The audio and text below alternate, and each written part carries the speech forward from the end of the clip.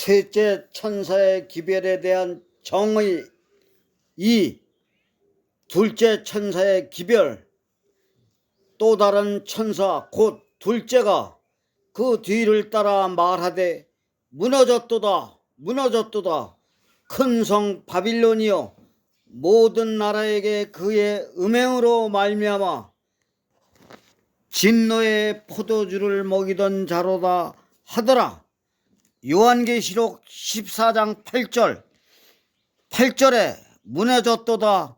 이것은 미래의 사건이 이미 일어난 것처럼 장차 있을 바빌론의 붕괴가 임박하였고 확실한 것을 강조하는 것이다.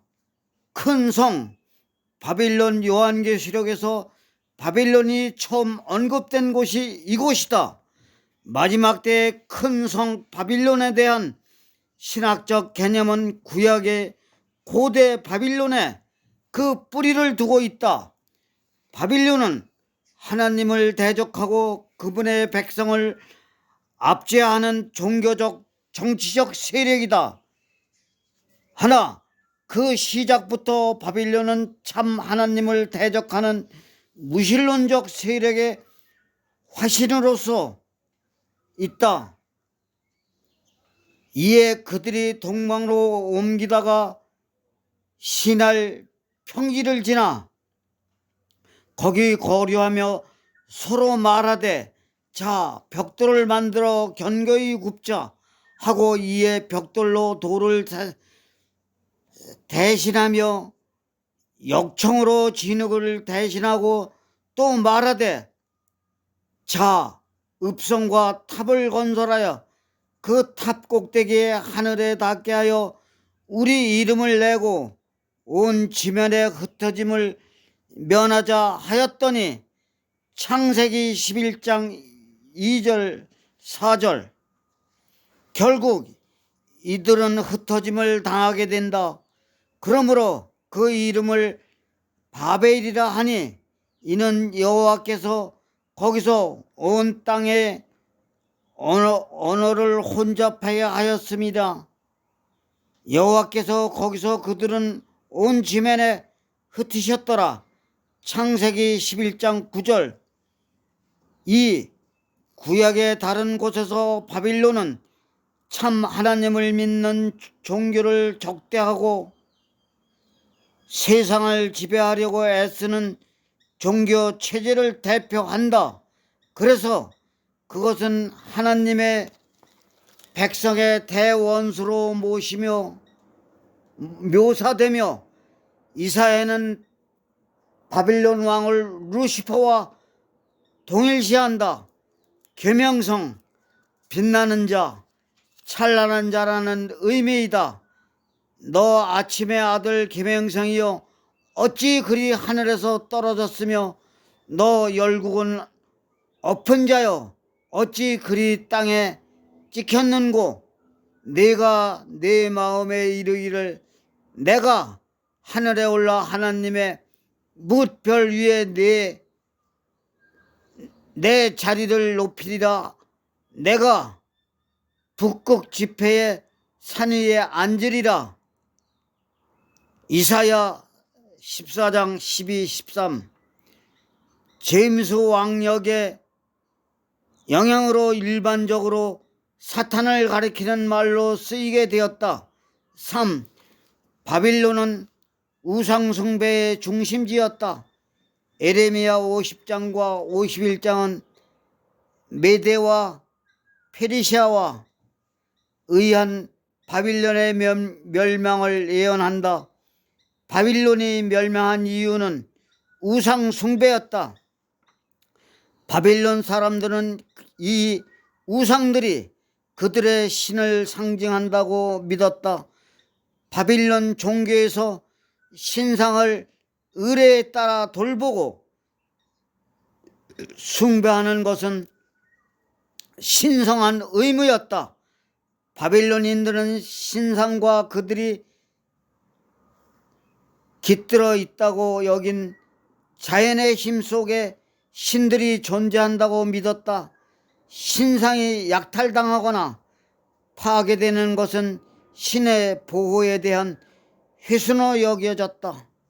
성경의 선지자들은 이 생명 없는 형상을 숭배하는 것과 살아계시고 생명을 주시는 창조주 하나님을 경배하는 것을 대비시킨다.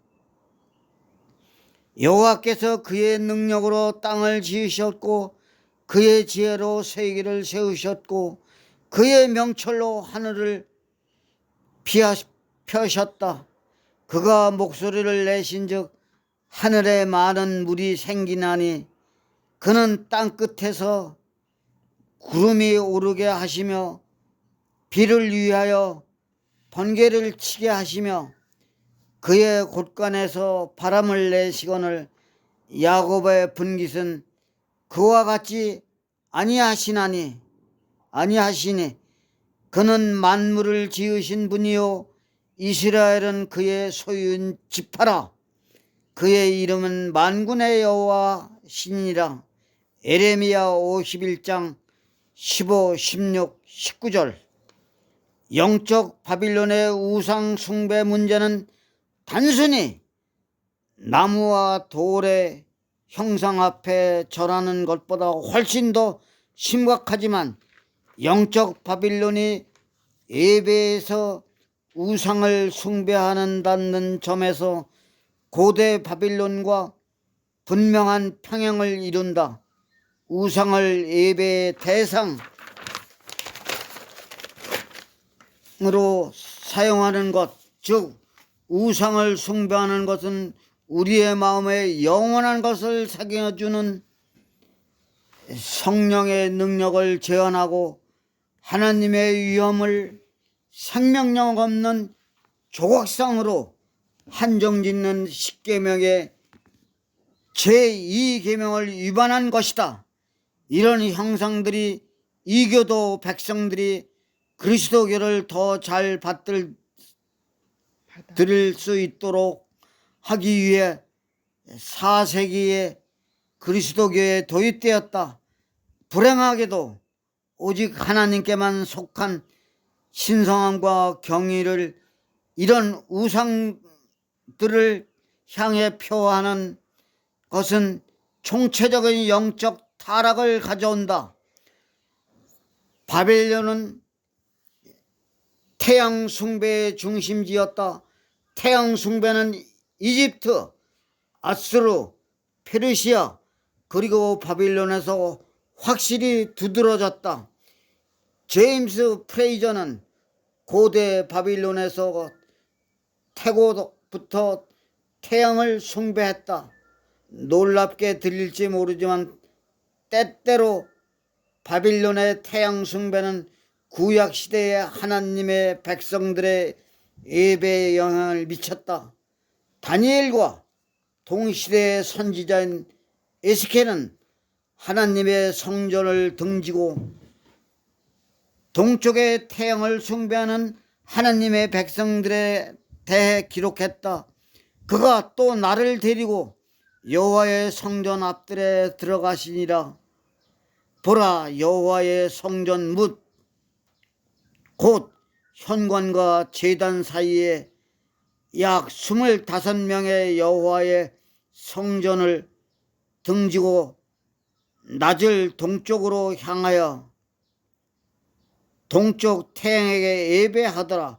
에스겔 제8장 제16절.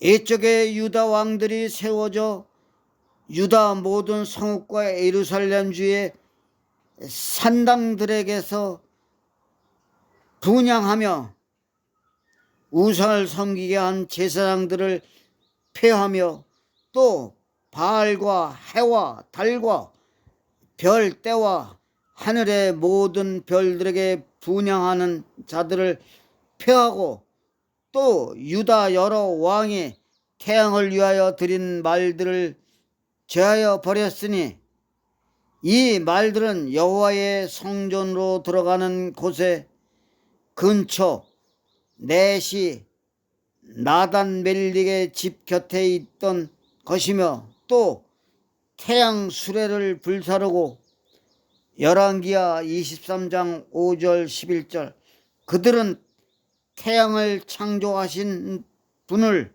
숭배하는 대신 태양을 숭배했다. 계시록 17장에서 요한은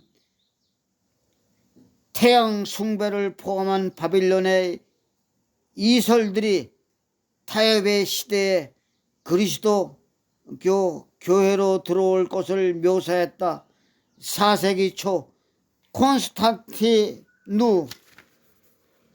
황제가 뜻밖의 개종한 것은 로마 제국에 큰 기쁨을 주었다. 콘스탄티누스는 태양 숭배에 강한 애착을 가지고 있었다. 저명한 역사가인 에드워드 기본은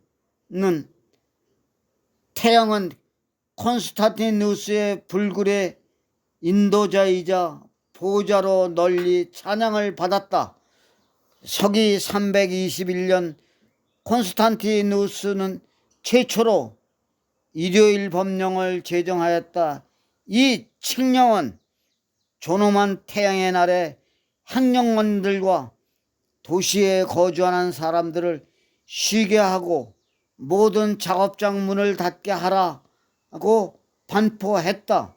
이 법은 황제의 신민들에게 일요일 준수를 강요하지는 않았지만 로마 사람들의 마음속에 일요일을 준수를 강화하는 계기가 되었다.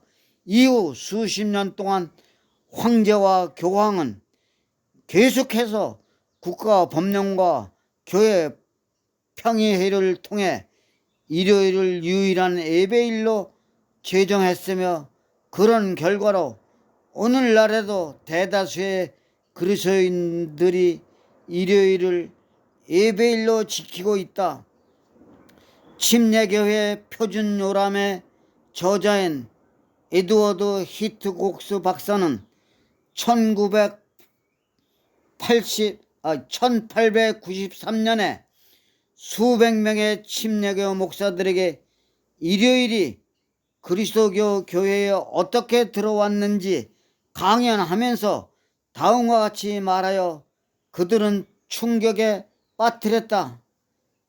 그것 일요일이 이교주의 표로 낙인되고 태양신의 이름으로 명명된 후 배도한 경환권에 의해 채택되고 인가되어 개신교회의 신성한 유산으로 전수된 것은 얼마나 슬픈 일인가. 1893년 11월 13일 유용 목회자 총회에 이것은 대다수의 사람들이 무언가를 믿거나 실천한다고 해서 그것이 항상 옳은 것은 아니라는 엄중한 진리를 보여주는 강력한 예의다. 요한계시록에서 큰 성 바빌론이란 표현은 느부갓네살의 자만을 상기시켜주는 말로 사용되었다. 나 왕이 말하여 이르되 이 큰 바빌론은 내가 능력과 권세로 건설하여 나의 도성으로 삼고 이것으로 내 위엄의 영광을 나타낸 것이 아니냐 하였더니 이 말이 아직도 나 왕의 입에 있을 때 하늘에서 소리가 내려 이르되 느부갓네살 왕아 내게 말하노니 나라의 왕위가 내게서 떠났느니라. 다니엘 4장 30절 31절.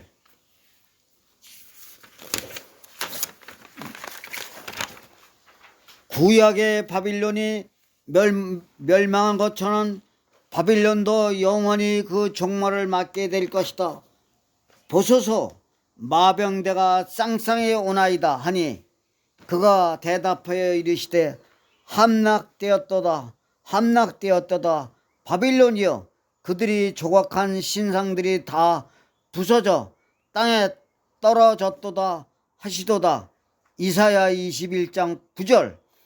바빌론이 갑자기 넘어져 파멸되니 이로 말미암아 울라. 그 상처를 위하여 유황을 구하라. 혹 나으리로다. 에레미야 51장 8절.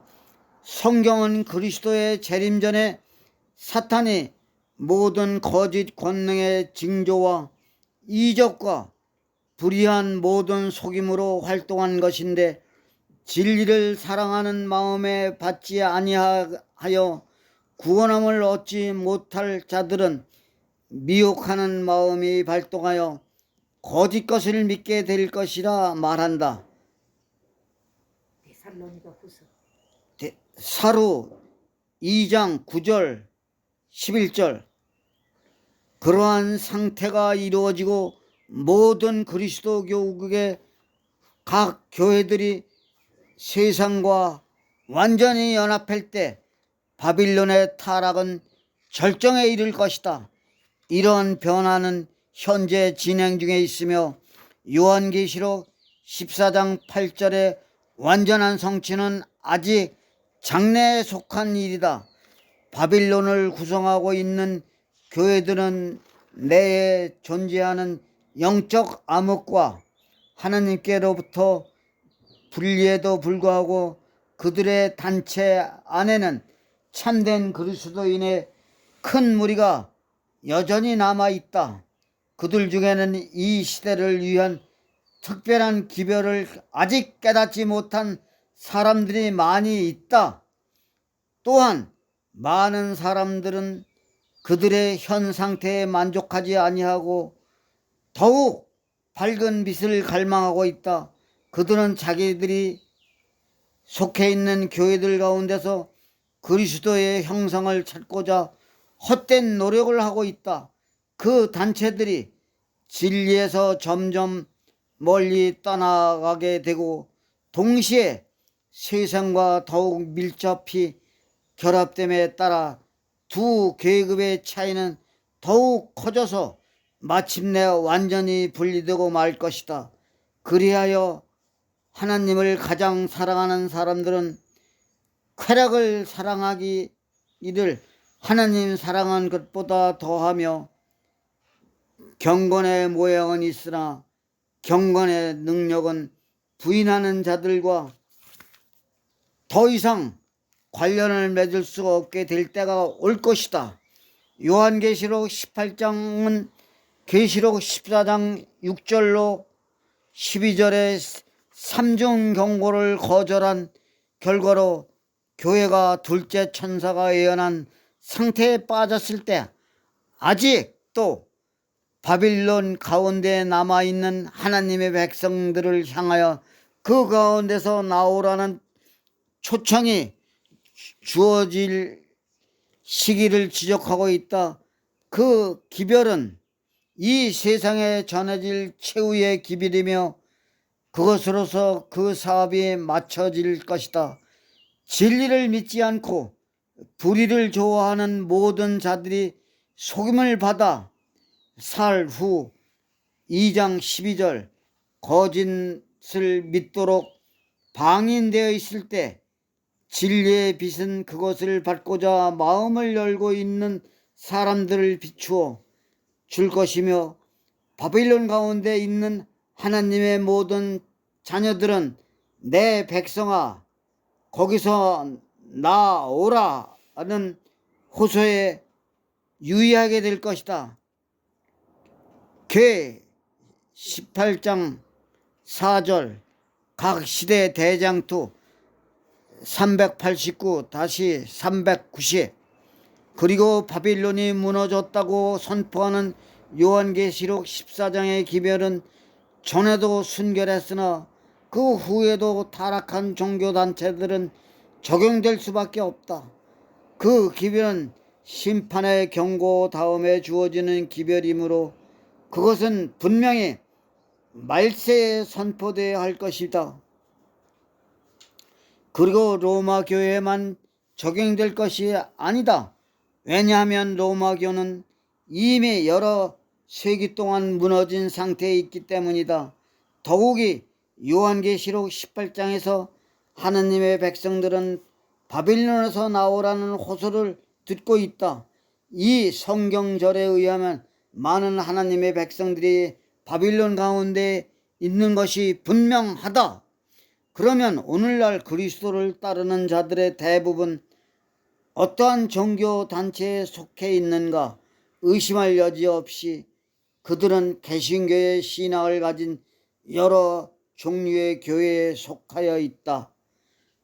그 교회들이 일어나던 당시에는 그들이 하나님과 진리를 위하여 고상한 기초 위에서 서서 하나님의 축복을 받고 있었다. 그러므로 믿지 않는 세상 사람들까지 복음의 원칙을 받아들임으로 얻은 은혜로운 결과에 대하여 신뢰하지 않을 수 없었다. 선지자는 이스라엘에 대하여 내 화려함으로 인하여 내 명성이 이방인 중에 퍼졌음을 내가 내게 입힌 영화로 내 화려함이 온전함이니라. 나 주 여호와의 말이니라. 에스겔 16장 14절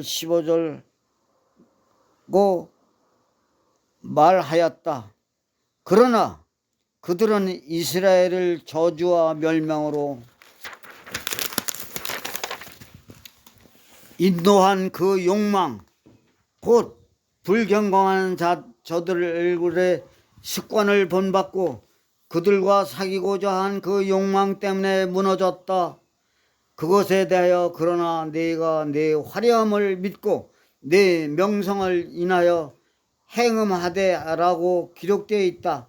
각 시대의 대쟁투 383 음행부도덕을 가리키며 하나님에 대한 불성실의 상징이다.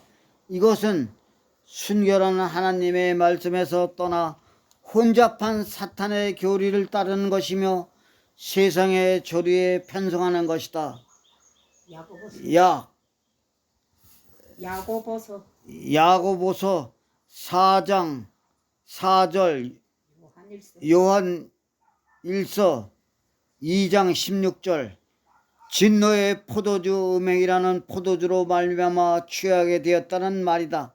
바빌론은 여호와의 손에 잡혀 있어 온 세계가 취하게 하는 금잔이라. 민족이 그 포도주를 마심으로 미쳤도다. 그 음행의 진노의 포도주로 말미암아 만국이 무너졌으며 또 땅의 왕들이 그와 더불어 음행하였으며 땅의 상인들도 그 사치의 세력으로 치부하였도다 하더라. 에레미야 51장 7절, 계시록 18장 3절. 이 세상은 거대한 바빌론 성이다. 이 성은 분명히 무너질 것이다. 음행의 포도주에 취하여 모든 사람들은 결국 하나님의 진노를 받게 될 것이다. 음행의 포도주에 대한 설명은 계시록 17장 2절의 주석을 참조하라. 나는 둘째 천사가 교회의 타락을 선언한 후에 교회들이 점초로 부패하여 가는 것을 보았다. 그들은 그리스도를 따르는 자들이란 이름을 가지고 있었지만 세상 사람들과 다를 바가 없었다. 목사들은 하나님의 말씀을 인용하였으나 그것을 강력하게 증언하지 않았다. 그 정도로는 변화되지 않는 마음들이 찔림을 받지 못한다. 육적인 마음이 미워하는 것은 성령과 진리의 능력과 그리스도의 구원뿐이다. 공중 전도는 사탄의 진노를 자아내고 죄인들을 전율케 하며 마음과 양심에 다가오는 심판의 두려운 실제를 심어줄 수 있는 요소가 아무것도 없다. 약한 사람들은 일반적으로 참된 경건은 없으나 경건의 모양을 좋아하며 그들은 그러한 종교를 지지할 것이다. 의의 전신갑주 밖에는 아무것도 사람들로 하여금 두려움의 권세를 이기고 승리를 얻게 해주는 것은 없다. 사단은 한 몸처럼 교회들을 완전히 장악하고 있다. 사람들이 모든 말들과 행위들이 하나님의 말씀에 쪼개는 명백한 진리 대신에 강조되고 있다. 세속적인 정신과 우정은 하나님과는 상극이다. 예수께서 하셨던 것처럼 진리와 세속적인 정신을 거슬러 본래의 단순함과 능력 가운데서 증거된다면 즉시 핍박을 일어날 것이다. 그리스도인이라고 공언하는 아주 많은 사람들이 하나님을 모르고 있다. 육적인 마음이 변화되지 않고 있으며 하나님과 원수된 채로 남아있다. 그들이 아무리 그리스도인이라고 자칭한다 해도 그들은 여전히 사단의 충실한 종들이라고 천사가 말했다. 초기문집 273. 아멘. 아멘.